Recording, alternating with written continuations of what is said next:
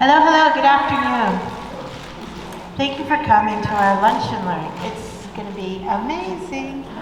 And how do I know that? Because Steve Fiechter is our speaker. He's going to be speaking about an important topic that we think about a lot, but I think his perspective is so unique. And I think that when we see people that are living on the streets, we have a lot of thoughts about who they are, where they come from, why they're there, and I think Steve is going to really help share more of the reality and also give a perspective of what we can do to help. In the meantime, I want to say thank you for everybody who brought toys. That will go for Clue, and it'll go to a local church, the Methodist church just here in Echo Park, and it will be used for welcoming the kids that are coming off the buses from Texas and other places. So if you gave, great, and if you haven't been able to yet, just call me and we'll help arrange a pickup, and I think we'll have other events that you could drop things off at, and it will help with our partnership and the welcoming of people that are coming without anything. I wanted to just show you that in the back table there's some really exciting programs. Next Sunday, we're having a concert, and you're all invited. Just give a call so we know you're coming. So we have everything from a high chorale to gospel to a blues singer that will blow you away. The flyer is just right up at the table. And then on the 20th, before the concert, we're having a film screening of Rebel Hearts. It's free for our members and our guests, and it's at the LA Regal Live. So another opportunity to show the film, and if there's members of ours that go, then they can help mingle and talk to the people who are attending. But it's the La Femme Film Festival. It's kind of hard to say.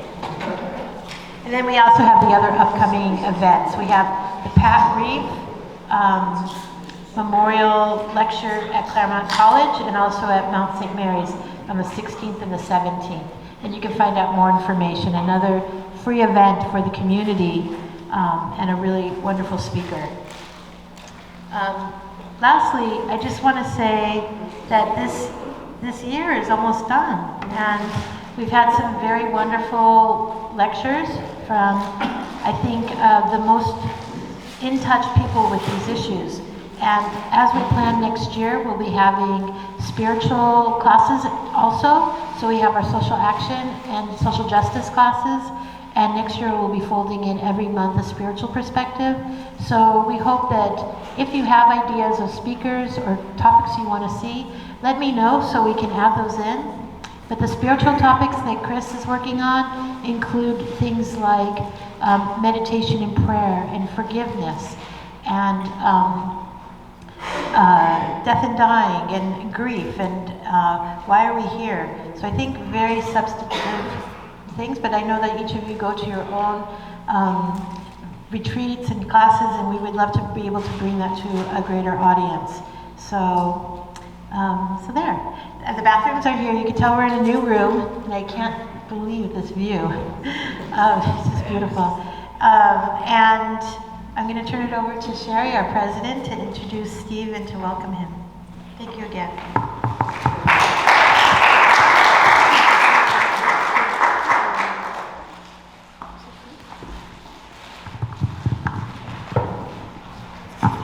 How's that? Can you hear me okay? Well, welcome everybody. We're so glad you're here this afternoon. If you're here for the first time, would you please raise your hand so we can see who you are? Thank you for coming. Thank you. And we have a special guest, Sister Joanne, who's with the Sisters of St. Louis, and she's one of the residents at St. John of God, where some of our members live. So thank you. And everybody else, thank you for coming back. We see lots of familiar faces. The people who are here from the community, would you just raise your hand so we can see who's here? All right, good showing today. So as we go through our afternoon or our meeting today, please try to get to know each other. That's really important for us to fulfill our goal statement. I'm going to read that to you. We We say that we seek to build relations in society which foster access for all persons to truth, dignity, and full human development, and to strategically change practices and situations which impede such access. So meeting regularly in these Lunch and Learn series gives us an opportunity to build relationships with all of you and to start working together in partnership on some of these really compelling issues of our time. I also just want to share with you that the concept of the Lunch and Learn only started, I think it was like January, February. It was after I took office. Pam and I were meeting with Marisa Antonidi for lunch one day, and we were just brainstorming, what can we do this year that might be a little bit different? And so this idea of the Lunch and Learn came up, and I thank you, Marisa, for your inspiration. And from our perspective, the series has been hugely successful.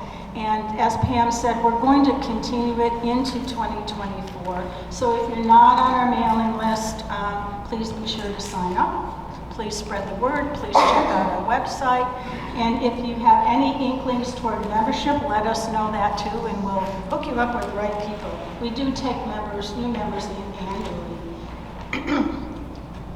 So today, Stephen, tell me your last name. Fiechter. Thank you, Stephen. Stephen Fiechter is going to be talking to us about his work with people who are unhoused through the programs called PATH and Hollywood Forward. And as I checked out the website a little bit about those groups, I see that you follow a model of housing first. And that approach to housing or helping people who are unhoused is consistent with two nonprofits that our members help to establish, Housing Works and Alexandria House. So people who are here today from those organizations, I see Judy over there.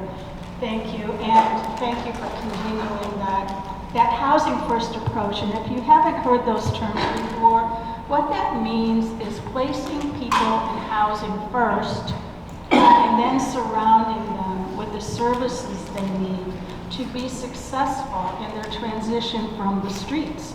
And sometimes that's not as easy as it might seem, particularly if people have been in the house for a while.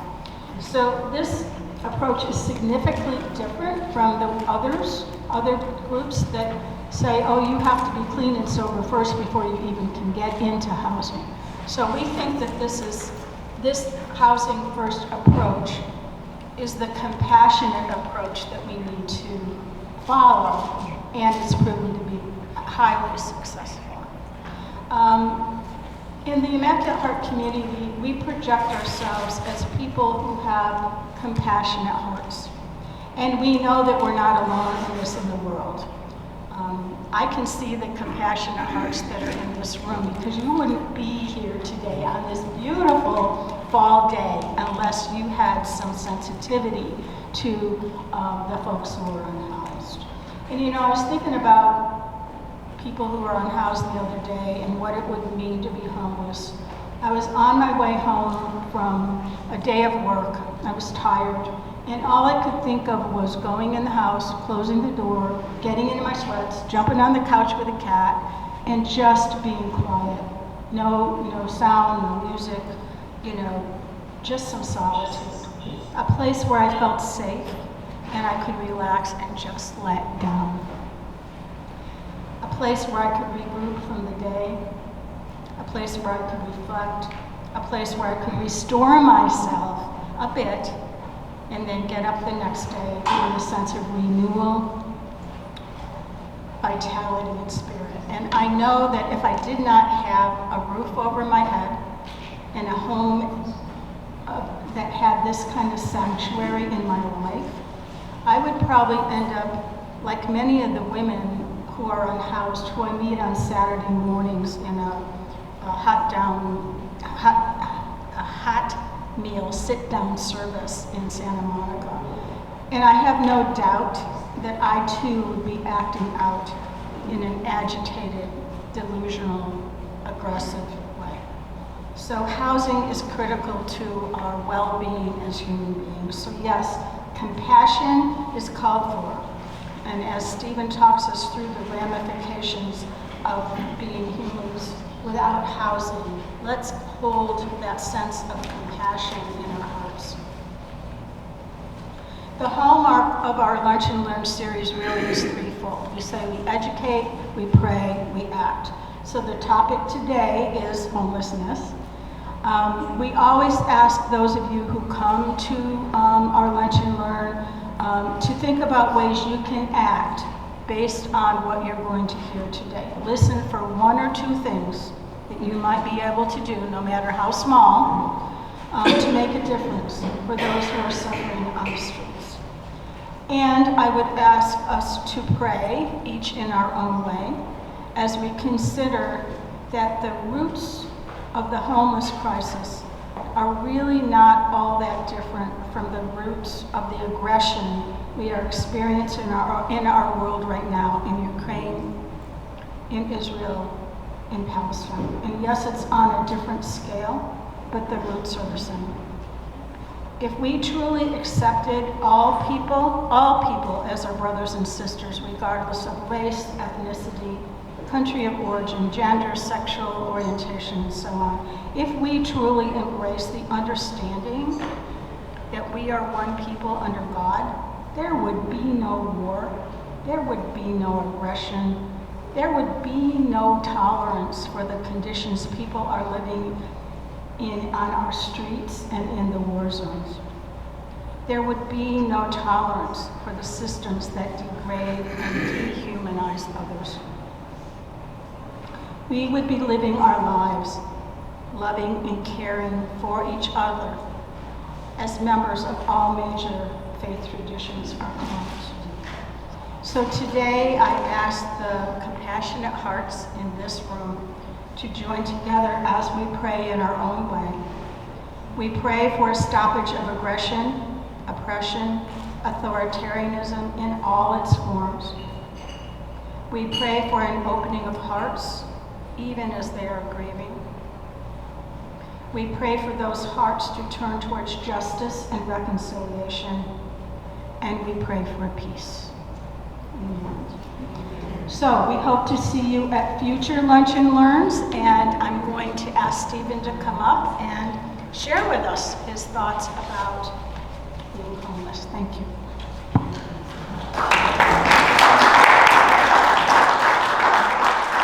Well, thank you so very much. I'd be remiss if I didn't begin my thanks to the lunch providers themselves. That was the best tuna sandwich I've had in a millennia. It was really terrific.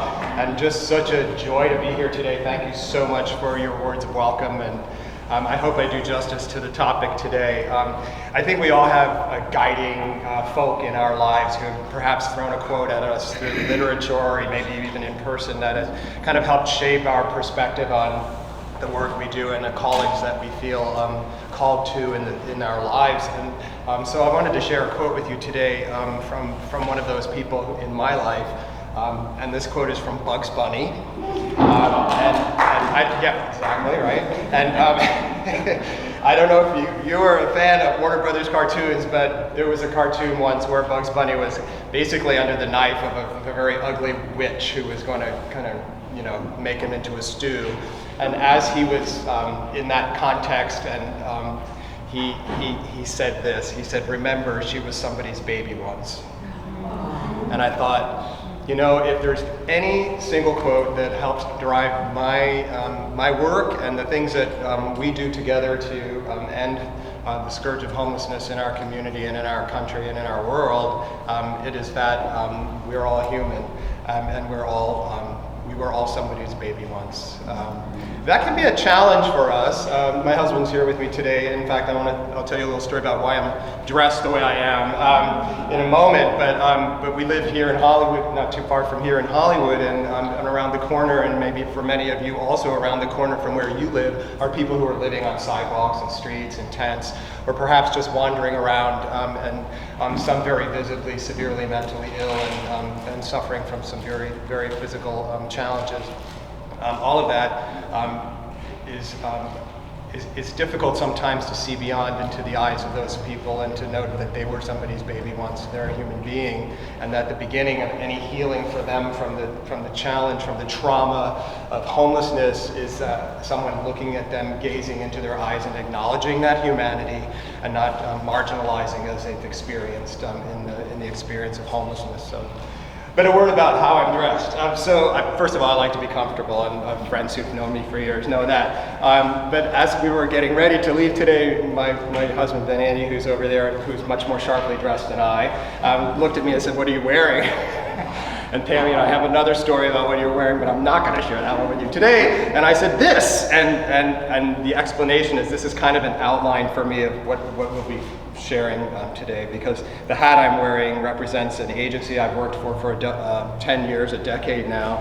The t-shirt I'm wearing represents a newly formed nonprofit in Hollywood that is a coalition to bring people together from all walks and areas of community into a space to tackle the problem, the challenges of homelessness in Hollywood and beyond. And so this is kind of reminding me what I'm here to talk about. So just a word about me. I'm at the point now where I need reading glasses, and I keep them on the end of my nose so I can read and then look over at the top of you. But I remember my father doing that and me rolling my eyes, and now I'm being punished for that, I know. I mentioned I've been with an agency now for 10 years. I started with PATH, and some of you may have heard of other agencies. Housing Works is one of our partners in the community, the People Concern and so forth here in Los Angeles. A lot of people, and the Housing Services Authority here in Los Angeles, that is the channel for federal funding that comes into the homeless continuum, is also here. And I don't want to go down that rabbit hole with you all today because you're going to nod off. There's a lot of administrative pieces that happen and a lot of accountability that happens in the system to be certain that the dollars that are flowing toward people are being used to help those people. So that's it, PATH in a nutshell. The shirt I'm wearing represents Hollywood Forward, which is a new nonprofit. We came together from a community coalition that includes residents of Hollywood, people experiencing homelessness in Hollywood, business community in Hollywood, which is very interesting to incorporate their voice and their insights into what's going on in the community. Lived experience, people who live, work, and worship in Hollywood, faith-based communities and so forth have come together under the leadership originally of Carrie Morrison, who used to run the Hollywood Business Improvement District and has a compassionate heart for this kind of work, brought us together, and now we are operating to provide education and support, advocacy and so forth. We're not service providers, but we include service providers in our conversations and in our energy moving the community forward for the sake of those people experiencing homelessness. One of the projects Hollywood Forward is deeply involved in is the 2.0 project, the mental health support project. It's a community-based mental health support in Hollywood so that those typically experiencing homelessness, but not all, will have the support they need in a community setting that has been proven to work. You may have heard of the Trieste model from Italy. This is a space in Europe where there are no homeless people because there are people experiencing homelessness because the community embraces people and finds space for them and provides them the mental health support. Not in a stigmatized way, but rather in a way that is, we're literally all on a spectrum of humanity, and it's okay that people might have different needs, and it's not stigmatized the way it is elsewhere. So we're hopeful through that grant that some real seed change happens beginning in Hollywood and moving forward. So super exciting stuff going on there. So those are the two hats I wear. No hair on a given day. I want to kind of root it back into the experience of homelessness itself and the root cause, because I think many of us have ideas about why people are experiencing homelessness, and it might lead us when we get a visual on people who are on the streets or in encampments that it's directly connected to mental health or to a substance use and so forth. The cause of homelessness is a lack of affordable housing. Period. The end. No, there's not enough affordable housing in our communities. If you do the demographic studies across the country, you'll find that communities that do have affordable housing have fewer people experiencing homelessness. They don't have any fewer percentage of people with mental illnesses or using substances. Detroit would be an example. The numbers of folks experiencing homelessness in Detroit are much lower because it's much cheaper to live there. So people are living on the edge, many of them may be even in this room, and the reality of the percentages of people who are experiencing homelessness are people who look just like you and I, and there's no specific thing about them per se that's causing them to be homelessness, no resistance to work, no laziness, no mental health challenge, no physical challenge, no substance use challenge. That's not to say that all of those experiences aren't overrepresented in the homeless population, because the experience of homelessness is traumatizing and can actually trigger mental health challenges. It can create physical challenges. People who've been on the streets for decades are not going to have had the medical support that some of us are privileged to have in this society, and even though it could get a lot better, and it should be universal, but I guess I can say that in this room and not get tarred and feathered. And the statistics, and I did jot down a few here.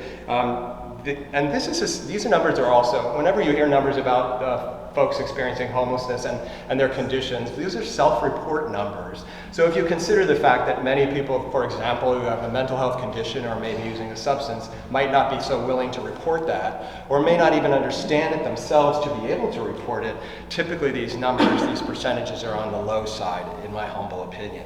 So, but it's estimated by the Los Angeles Times that among the people experiencing homelessness, 34% have a serious mental illness. And that would be something on the spectrum of schizophrenia and so forth. And maybe you've experienced that yourself. I'll tell you a little story. I was in a Starbucks at the corner of Vine and Santa Monica Boulevard a few months ago, and a woman came into the store, and she had some challenges going on big time. Her behavior was very questionable. She was taking things off the shelf and putting them in a bag, and she was going to walk out. And the manager was screaming at her to get out and leave things there. And it kind of escalated. Another Starbucks customer came up and tried to take the bag away from them. I think they thought they were, saving the day. And the woman started, sort of fighting that. And another customer came in and body slammed her to the ground and left her in a heap, whimpering and bleeding. And I realized in that moment, sitting and watching this unfold in front of me with really nothing that I could do to intervene, that the challenge in our culture and our society today is that people are so pushed to the edge of helplessness, we don't know what to do, that they're willing to commit violence. I mean, this woman was assaulted. Nobody did anything to save her. She did get herself up and limped out of the store and walked away before anyone could offer her any assistance, because nobody was. And the person who body slammed her literally committed a crime in front of her, picked up his latte and got in his BMW and drove away. And so this is the problem, right? We don't understand what's going on. We don't understand what people are experiencing. And it may very well be possible that this woman was on some sort of substance and challenged by that. But what is the correct response to that? And what is the compassionate response to that? Remembering that she was somebody's baby once, right? And that's hard for me to even say without kind of choking up, because it's true. Something happened in this person's life. Something economic challenge happens, some challenge of living on the streets. I mean, people will tell you, if you listen to their stories, what it's like to be out there, that they start using drugs like methamphetamines to stay up at night because they're going to get raped and robbed if they don't.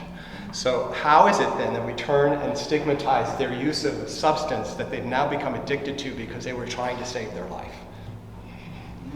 I got no answer to that, except it's wrong.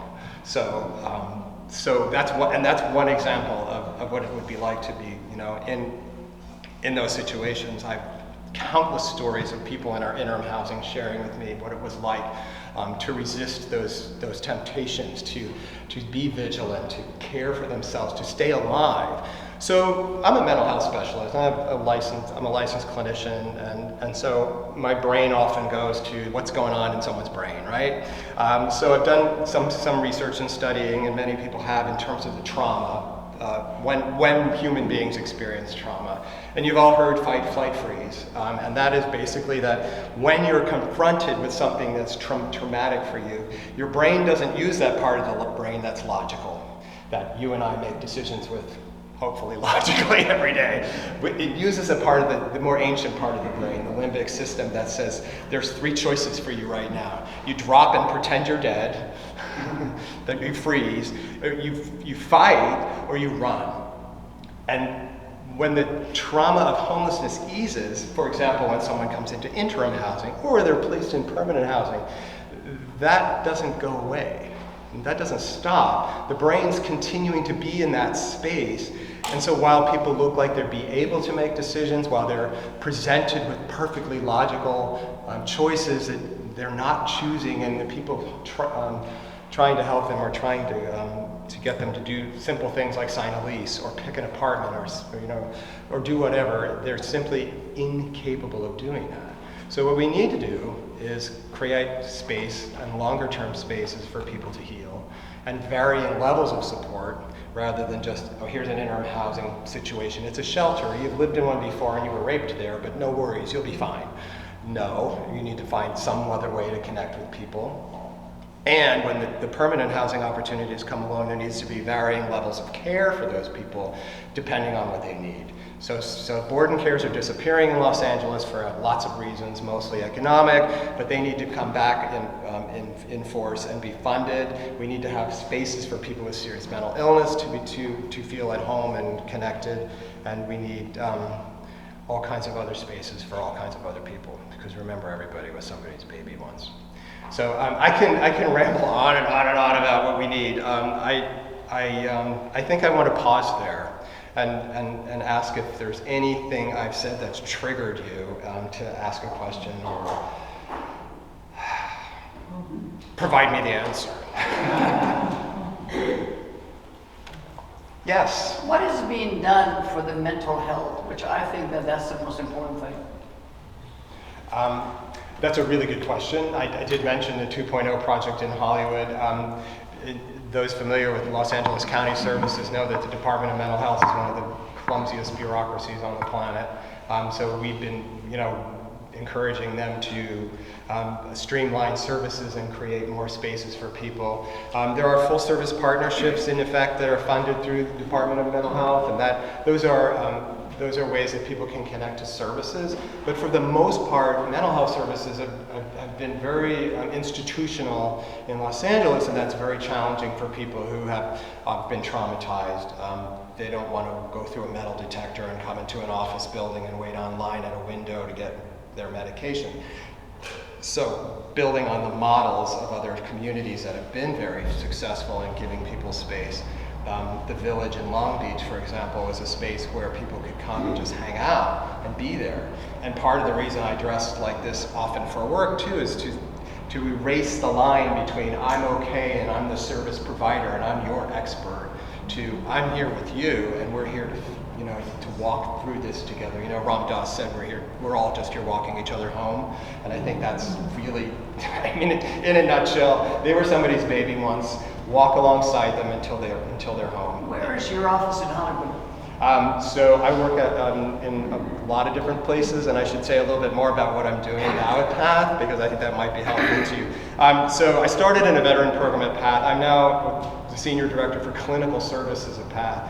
And so my role is to work with our staff to build resilience in this challenging work, because they're often experiencing vicarious trauma by walking alongside people who've been traumatized, and also to work directly with people who might need a little bit of support in that process. I don't become their therapist, but I can certainly help make connections to those mental health supports.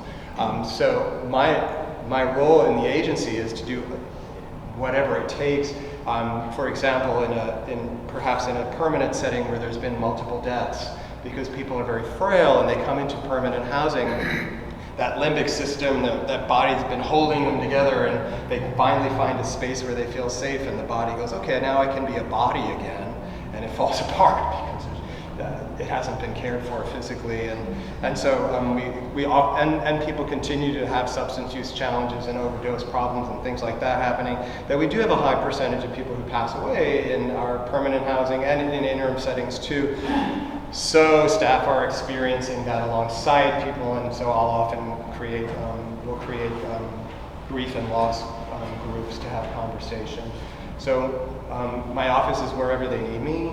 I can land at our offices on Madison here, 340 North Madison. I'm also working part-time in Santa Barbara right now, but that's another story because our agency is growing and in need of support all over the place. So I don't know if that actually answered your question. Yes? You said that approximately a third of the population is mentally ill. Of those experiencing homelessness, about a third, right? Yes. What percentage is drug addicted? That other number, that's 40. Is that within that third, or is that a different number? It's a separate number, 46%. 40 to 50% of people on this, who are experiencing homelessness also have a substance use challenge. Is there talk about finding a successful way forward that focuses on one of the three of those areas, like focusing on mental illness as a way to end homelessness, or focusing on drug rehabilitation, or that other category of just economic? So most of the funding, and because it's an evidence-based model that's working, housing first, the funding for homeless services is very much focused on finding people affordable housing. The challenge is we have case managers and people ready, and there's no place to put them. So the building of affordable housing has been, it takes a little bit more time, and there's a lot of work going on in Los Angeles about cutting through red tape and things like that to, streamline processes to get more units on the market. Business doesn't, want to build affordable housing because it's not where the money is, and we have this conversation all the time. There's a lot of luxury apartments sitting empty, right? So that's really the key, and then the other things can be solved or worked through from that context of permanent housing. So mental health, yes, we're growing our mental health and figuring out how to do that in a much more community-based way so that it's more effective and long-lasting, so that people who don't quite understand that they might have mental health challenges are able to kind of be in safe space, and it's okay. Substance use also, there's referrals and things and programs that are growing, that are helping people to work through those challenges. The Housing First model also goes hand in hand with harm reduction, and for those unfamiliar with that process, that means you are meeting people where they are, which is the greatest challenge on the planet, and understanding that you're not going to tell them they need to be sober before they come home or whatever. I mean, I joke about it, but if I come home after having a couple of beers, nobody makes me wait on the sidewalk until I can walk in my house, right? My house is my safe space. So why do we have programs that only allow people who are sober to walk through the door? It works for some folks, but for the predominant number of folks who have become addicted or on the streets for the very circumstances we've been talking about, they're not going to go, oh, I'm going to quit and then I can get a house. They need to be housed, and then we need to help manage that process through whatever that means. And harm reduction is the classic example of harm reduction is a needle exchange. And that's upsetting to some people, like, well, aren't you encouraging drug use? No, you're meeting people where they are and you're helping them do it in a safer way. And that's what harm reduction is about. So, and then, very often then people get to a space where they're like, okay, now I can, drink one less, shoot up one less time. One of the biggest challenges right now that we're facing is that fentanyl is out there, and we don't have as much time to engage people before they're overdosing and dying on the streets. So, while I wouldn't say we had the luxury of longer-term engagement while building trust so that people would feel safe to come in, we're sort of, in my opinion, we need to drag people inside at this point so that they don't get, they don't die on the streets. But yeah, fentanyl is out of control, and that's a whole other topic of conversation. But yes. So I've heard for decades now that all of us are just one health crisis away, one fired job raise your job, organize businesses away. I mean, there's so much more. One beating by your spouse away. Right. One kid getting thrown out of their house away from being on the street. Mm-hmm. And I hear that. I think it's trying to remind us it's not dealing with them. I'm fine, I'm not on drugs, I'm not going to be like this person, I'm not going to help, I'm not going to be like that. I'm going to go out and look for a job, I'm not going to be like them. When actually, yeah, I'm one pension check away. Well, look at the percentages. I mean, if we're talking about 35% people with this, with a mental illness, that means 65 don't, right? And more than half don't have an addiction, and they're living in a car, or they're hiding in a corner, or they're riding on a metro train dressed okay because they still have their clothes, but they're homeless. They're without a home. Point where I live in Stella Age. That's another story. And in Royal Heights, that's my parish board's mission. And there in that community recently, there was talk, a movement toward converting the Sears building, the old empty Sears building, Right. into housing, affordable housing, wraparound services, and then all that whole thing shut down. Yeah. The community wasn't thrilled with the idea. I think it was community opposition. Yes, it was, and I don't even know if they were from the community, to tell you the truth. We- Because I keep thinking to myself, developers love this kind of stuff, and then the gentrification starts, and they kick all of us out. And Is there any more movement on I can tell you that when something like the Sears building comes up to, it's not only the community there's opposition to, but the system itself.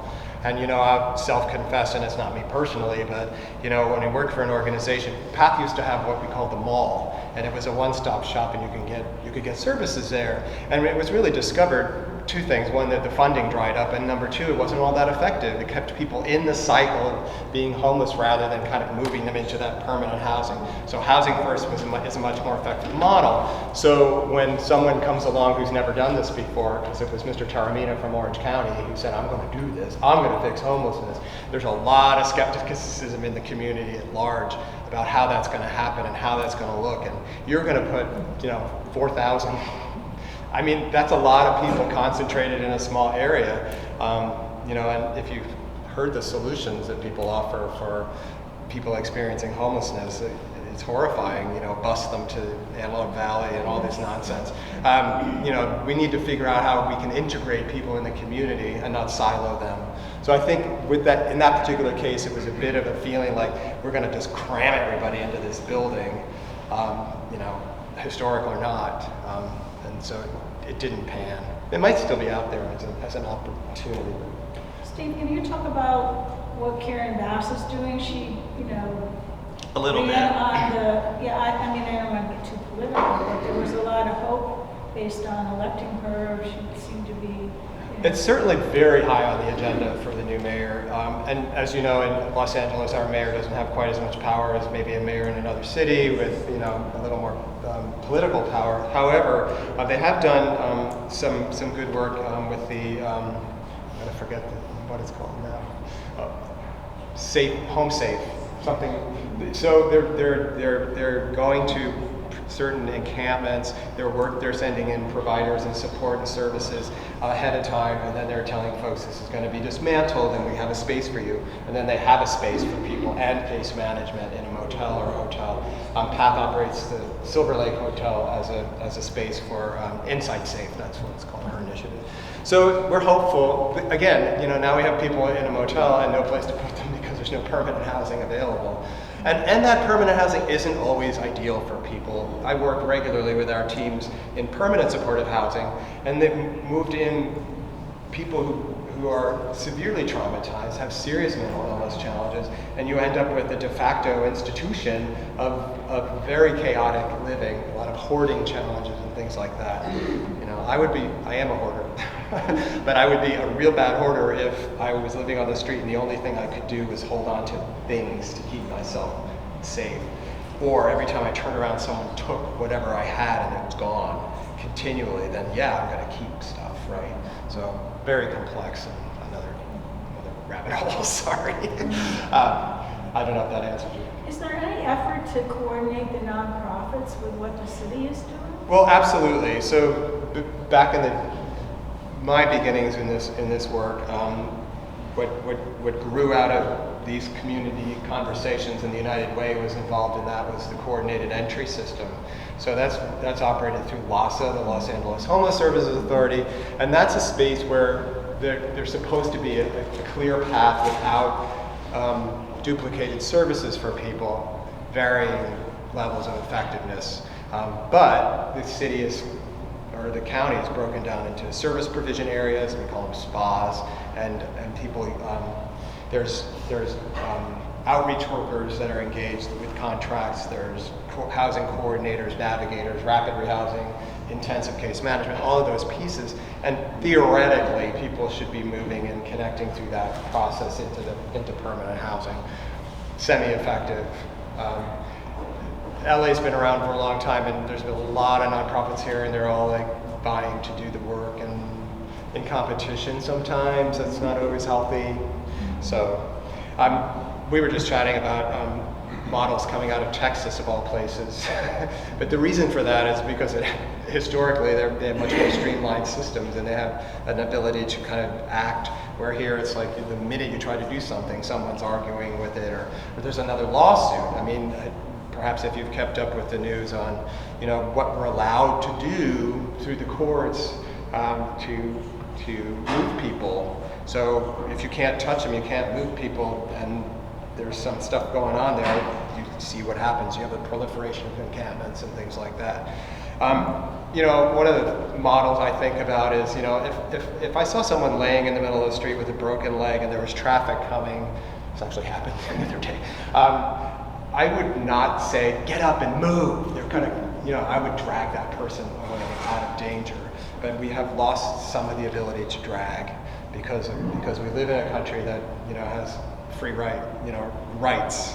But I don't think we have a right to leave people dying in the streets either. So it's a really fuzzy, funky place right now, and very challenging. And I mentioned we have an encampment right around the corner from our home, and and here I am, and there's nothing I can do except report it through the system into the coordinated entry, hope the outreach workers engage. They've been there, they don't want services. And that's the end of the story, for now. Until we can say, well, sorry, you can't just stay here, but we can't say that right now. I'm involved with the homeless lunches, which has been sponsoring for years over my parish in the Hollywood area, in the Los Feliz area. Would it be possible to give them some mental help when they need it through your office? How would I go about doing that? That's a really good question. PATH is not a mental health provider, so technically no. But referrals can be made, and we can loop in the Department of Mental Health, and they have outreach teams that work specifically with people experiencing homelessness as well. I forget the acronym. It's like HOME or MED or something like that. But we can. When I first started in social work, I had to keep a list of acronyms, and I'd always look them up. Now it's just crazy. But yes, we can figure things out and hope, right? Thank you for all the information, for what you do, and for everyone who has an open heart here to try to understand what's happening. There was an article in the Times about West Virginia, and how many addicts live in more per capita than are here, but there's no homelessness because rent is affordable. Right. So you can go and do your truck riding or your gardening or your housekeeping and go home and use your drugs to cope or whatever. No judgment. I do it every morning. It's called and caffeine. You can afford to pay the rent. Right. Yeah. So, and all the outreach that's happening, it's amazing. And the mayor allowed the eviction moratorium to expire. It's just political will and it's money.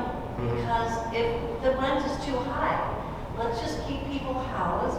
And for all the efforts that are being done by all these organizations, after the leg is lost, after the cancer has progressed, it's stage 5, and now everybody is running in to try to help. Well, so much could have been done before. Yeah. So I really thank you for all of those things, and my mind just gets blown because trauma-informed care and housing first. and all of that. They're just Band-Aids because the system is, they have an armed guard in front of Marshalls in Hollywood. Right. An armed guard. Because that person lying in the sleeping bag might try to get a pillow. Like it's all crazy. Well, and the assumption too that someone who's misbehaving in society and looks a certain way is automatically homeless. So that, and if you read the Times, I would caution you to read carefully, and I'm not picking on them as in particular, any media, because there's always this like mental health, homelessness, next sentence, and I'm like, you see the percentage, it's not accurate. So if someone, does something illegal, doesn't mean they have a mental illness, and it doesn't mean they're homeless. Just because someone looks a certain way. I mean, I go out sometimes and I look like I might not have a home myself, because I'm just coming from the gym or whatever. But yeah, there's so many elements to it. We didn't even talk about the opioid epidemic. We didn't talk about the difference, how we see drug use in our culture. There's a really interesting book out about different medications and how we all self-medicate. And I joked about coffee, but caffeine is a drug, and it actually gets us to wake up in the morning and go to work at a certain time. Otherwise, we'd sleep until we were done sleeping. And yet that's an acceptable drug, but a natural opioid is not, or it kind of is, or it depends on the culture, and so it's really it's very complex, and we use those things as levers to keep the system in place because it's working for a lot of people who have a lot of money, and that's what it comes down to. You had a question? Yeah, about that connection between homelessness and drug addiction that you say is maybe overblown. What about homelessness and violence? Is that what I read makes I see a lot of fear around the violence, the danger of this homeless encampment. Is that realistic? Well, it's not unrealistic, and I'd be lying if I said, oh, don't worry about that, because basically when encampments form, they're like little towns, and each one has its own, it's like when you go down to different towns, they have different character and different, some are safe, some are friendly, some are nasty. So the camps are the same way, and some of them are very bad. They're not good people. they have ill intent. There's a lot of dealing and things like that can happen. It depends on the encampment, but people are social, and they're seeking community and safety in those communities. And if the safest community in their experience is the one that's the middle of that's where they're going to be. However, just a quick tangent, we also reach out to people on Metro, and those are people experiencing homelessness on the system tend to be very much not able to engage in social interaction very well, so serious mental illness, or newly homeless folk who are riding on the trains because it's the safest place they can find. But yeah, and domestic violence is a big feed into homelessness as well. So very often women fleeing domestic violence situations with their families.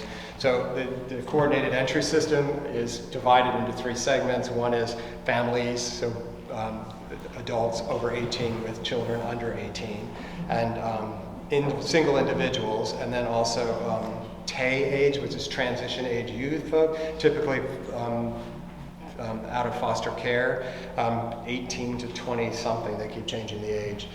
So it's separated that way because the needs of those communities tend to be fairly unique, and the solutions for them also. So it's very difficult, for example, someone fleeing domestic violence with their children, you can't put them in a shelter designed for single adults, with beds, cots in a big room. It doesn't work. So you have to have those shelters, those interim spaces designed for those people and operated and funded and all that. Yes. You're right here at Echo Park a while back. There was a huge... I was waiting for that.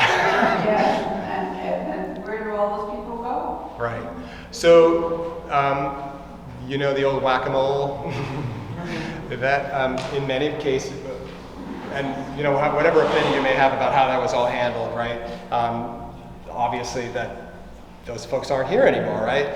Many were offered space in interim housing, and they accepted it and moved through the system, and some have been successfully housed. I have no idea what the percentage of that is. Some just move across the street.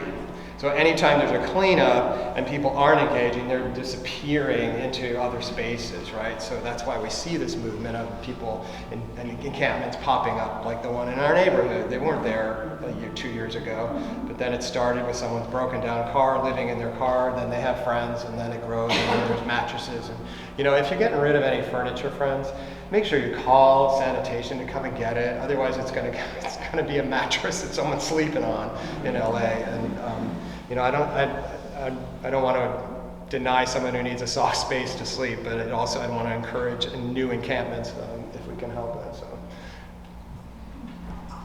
Steve, thank you for the work you've done all these years. Thanks for listening to me, Randy. I totally agree. Affordable housing is the reason why there's an increase in homelessness. Has been exactly the same since I started doing the work in '82.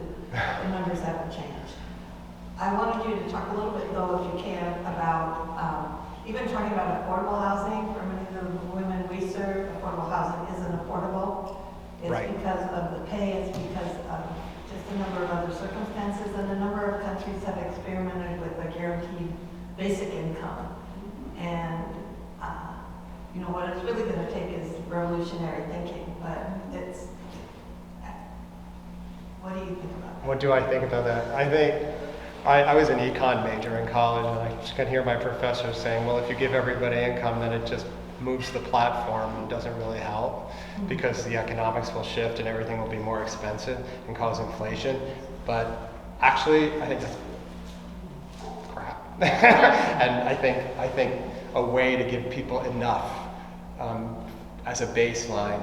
And here, you know, next to Bugs Bunny and everybody with somebody's baby once, is like, everybody has a gift to share. And I say this all the time. I think the people we've most marginalized are the people who are going to save the world.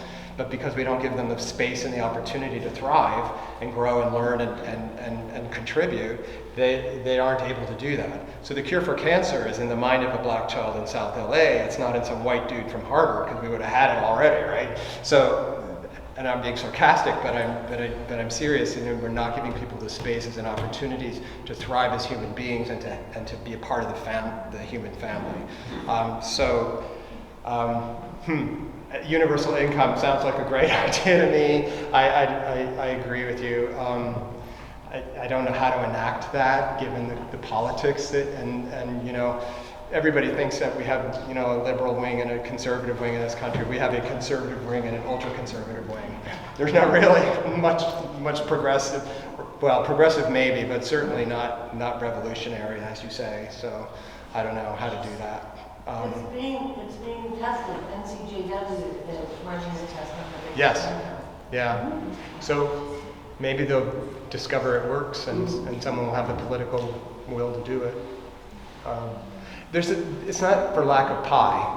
There's plenty of pie, right? I mean, Jeff Bezos has enough money to solve homelessness in his Swiss bank account. You know, it's ridiculous. And don't get me started on Amazon right now, because I'm really mad at them. Yeah. Pam. I've been listening to the debate about conservatorship and care courts, and I wonder, you know, that yes, we look at people with humanity. There are people who need more help and really go for that on their own. They might not be in a place where they're able to. So, what are your thoughts about forced support or forced care in some people are at the point? Well, it directly relates to what I said before about people in the middle of the street with a broken leg. I mean, the care courts are really, for those unfamiliar, the governor, and it's actually being implemented now in LA, there's now a little bit more tooth to the Land Term and Petrus Act, which says that in order to conserve somebody for mental health, they need to be a danger to themselves or others, or gravely disabled, and nobody was ever quite sure what that meant.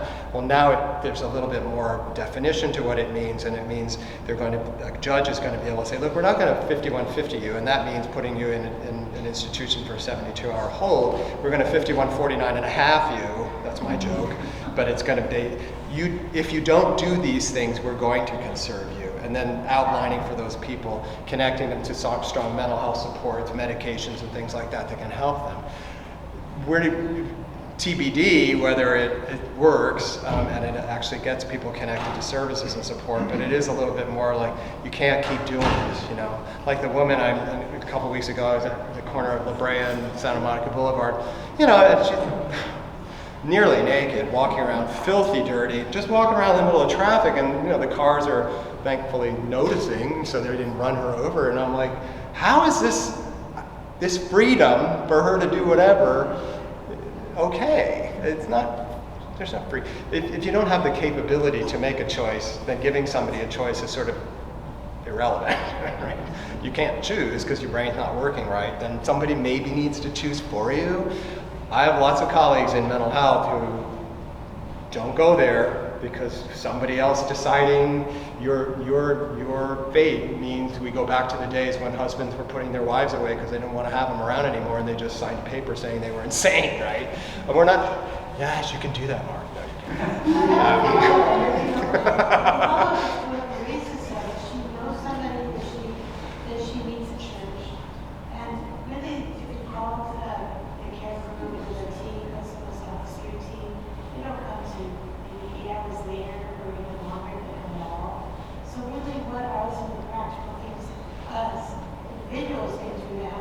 Right. So thank you for kind of bringing it back to those actionable things. First of all, if you do what Bugs Bunny said and remember people were somebody's baby once, and you just look somebody in the eye and get over your own stigma that may be inside of you and you may not even realize it, of fear. Be smart and wise about how you engage people, but also treat them with humanity and care. That could be the beginning of enormous healing for that individual, and reach them in a space they haven't been reached. The systems aren't always designed to be very human-centered. They can be very cold, and people's experience with those systems is it didn't help, right? So anyway, you can be a part of that, engaging people. All kinds of agencies I've talked about, our own, but others doing this work, are in need of folks who can help financially, volunteering. Some of our shelters actually have volunteers that come in every day and just serve meals. It's not always an easy task, and it's not always a requirement that you bring the food. So if you're part of a community, though, that wants to do that there are ways to connect with that. We can link you into that kind of support. On the political spectrum, vote and don't shy away from supported programs that are a tiny little slice of what we spend in this country on things like defense, which is really just lining the coffers of people who make bombs. Doesn't defend anybody, just makes the world less safe. I don't know. What else can you do? You tell me. The governor recently signed the legislative bill for, I think, rental relief or assistance. What has been the impact on that recently? I don't know, but that's good. Sounds good. Landlords, some of them are good-hearted and some of them aren't so good-hearted, and I see a lot of money going into the pockets of people, support money. We've been engaging a lot of people in shared housing that are paying $7,000, $8,000, $9,000 a month for a bedroom in a house. So someone who rents a house for $5,000 a month and they make, a couple grand themselves on top of that because they've rented every room. And yet here we are in need of permanent housing for people and with the money to support it. So it's a little, it's great to see that money, but how is it being spent would be a question I would ask. Being counter-trained that I have. towards what can we do with things. Yes, please. I think NIMBYism is definitely a really strong thing, so I just want to offer one more time. There's stories from the front line, there's the speakers here at Alexandria House. Yes. Sometimes being able to put a real life face to statistics is really helpful to hear stories, so that's one. So please contact anyone who, or people will share their own stories if there's enough trust. So the other is, so 1 week ago, Karen, the mayor and the head of LASA, Dr. Adams, had a gathering at the eval and talked about we need to develop political will, but there also has to be a moral mandate. And if you think about it, every single one of us here, I would assume, are coming out of some faith base that talks about that we're all one, that we're one family, however that's communicated, whatever your tradition is. Church of Bugs Bunny. Just kidding. Right. Well, it's funny because I was going to end with that because eventually all of us have to understand, yes, this person was somebody else's baby, was somebody's baby, but actually we're one family, and that person is related to me. And how you get to that point, it's just, we have the vehicles in this room. You have your congregation, your temples, your mosque, your synagogue. We have people who can come and share their stories so we can begin to get that sense of oneness. You may have a parking lot in your church that could be permanent housing if you're willing to open your heart to that idea. Or, and we've seen stories from the front line push that forward really. And you pushed my button about NIMBYism as well. And I'll tell a quick story, and it relates to Hollywood Forward, because the reason that this group was originally brought together was because there was incredible community opposition in Hollywood to building permanent supportive housing for formerly homeless folk. And that building is called Path Villas Gower. It's right next to the Presbyterian Church on Gower. And most people would have no idea that it's filled with people who used to be experiencing homelessness. It doesn't create any challenge in the community any more than any other apartment building in Los Angeles does. There's permanent case management on site at that building, and it was a partnership, I believe, with the Presbyterian Church, who owned the lot underneath. So there you go. There's an opportunity to sort of be creative, and I would rather have an apartment building next to my house filled with people who no longer are on the street than a sidewalk in front of my house filled with people who don't have anywhere to go. So, yes, sir. It seemed for years every attempt to do something was shut down with the NIMBY idea of like, hey, put it somewhere else. And it began to appear to be mostly rich people saying, hey, put it somewhere where poor people are. Like we're rich, so we don't want to be encumbered or this convenience. So put it somewhere where people that don't have power can, where they won't be able to shut you down.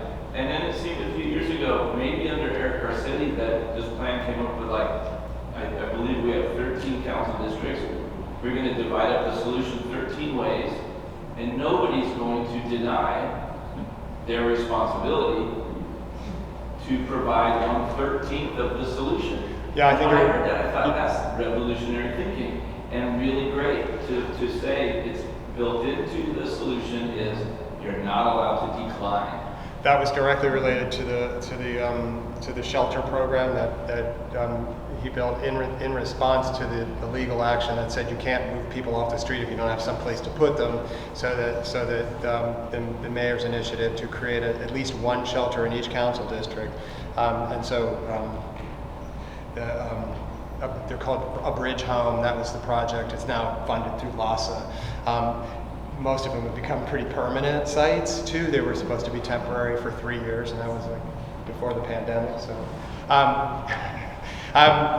it is revolutionary to ask everybody. And when you're talking about rich people, saying put them where the poor people are, where the rich people own the buildings that are getting rents from the poor people and keeping them in that cycle of poverty, right? Just a comment about that, Dennis. I too thought that was a good initiative. I live in Venice, and even with that initiative, there's still pushback. We do have some bridge housing. There's another housing unit that's trying to be built, and it's just continuous NIMBYism in certain parts of the city.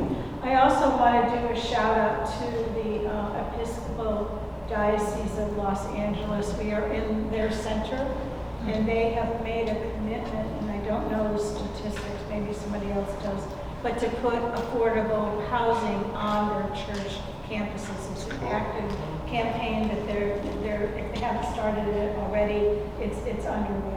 It will be underway, so. And that's carefully good leadership. considering what we mean by affordable, because, I mean, they built affordable, a percentage of the apartments they built by us in Hollywood were affordable, and they're $3,000 a month. I don't know how that's affordable for someone on a fixed income of $1,800 a month. From the Episcopal Church or? No, this is private. Yeah, exactly. Yeah. That's what we see in Santa Monica too. Sure.